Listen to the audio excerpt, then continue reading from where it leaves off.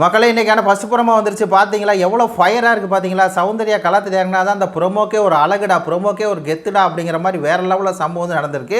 இதில் சௌந்தர்யா வந்து அவங்க கொடையை தான் பிடிச்சிருப்பாங்க. உடனே இந்த ராணவ் அப்படிங்கிற கேடுகட்டவன் என்ன பண்ணுறா, இந்த மாதிரி தொழிலாளிகள் மேலே வந்து கை வச்சிட்டிங்க அவங்கமேட்டு வந்து பாத்ரூமு டாய்லெட்டு எதுவுமே கிடையாது அப்படின்னு சொல்லி கேனத்தனமாக பேசிகிட்டு இருக்கான்.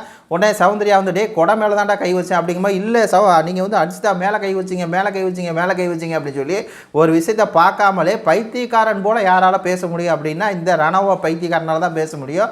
அதனால் அவன் வந்து பைத்தியக்காரன் மாதிரி என்ன பண்ணுறான், நான் வந்து விட மாட்டோம், இந்த மாதிரி எங்கள் யூனியன் லீடர் மேலே கை வச்சிட்டிங்க அப்படின்னு சொல்லி பார்த்தீங்கன்னா அந்த பிரச்சனையை வந்து பெருசாகி கொண்டு போகிறான்.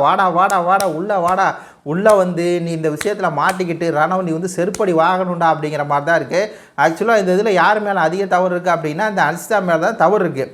எல்லாரும் சேர்ந்து சொல்கிறாங்க, மேனேஜர் டீம் எல்லாம் சொல்கிறாங்க, ஒரு பக்கம் மழை பெய்யுது, கொடையை பிடிச்சிட்டு வெளியே நிற்காத, உள்ளே போ அப்படின்னு சொல்லி சொல்லிட்டுருக்காங்களா. மஞ்சுரி சொல்கிறாங்க, சௌந்தர்யா சொல்கிறாங்க, ஜெஃப்ரி சொல்கிறான், அங்கிட்டு இந்த பக்கம் எல்லாருமே சொல்கிறாங்கன்னு வைங்களேன், தீபக் அண்ணா எல்லாம் சொல்கிறாங்க. ஆனால் இந்த அன்சிதா என்ன பண்ணுது, திமிரு எடுத்து போய் ஒரு கேவலமான ஒரு வேலையை வந்து பார்த்துருக்கு. அது வந்து கொடையை பிடிச்சிட்டு வெளியே நின்றுக்கிட்டே இருந்திருக்கு. போக முடியாது, நீங்கள் என்ன ரூல்ஸ் போடுறது, நான் என்ன கேட்குறது அப்படிங்கிற மாதிரி திமிருத்தனமாக இது பேசிட்டே இருக்குது. ஒரு கட்டத்துக்கு மேலே சௌந்தர்யா வந்து டென்ஷன் ஆகிடுறாங்க.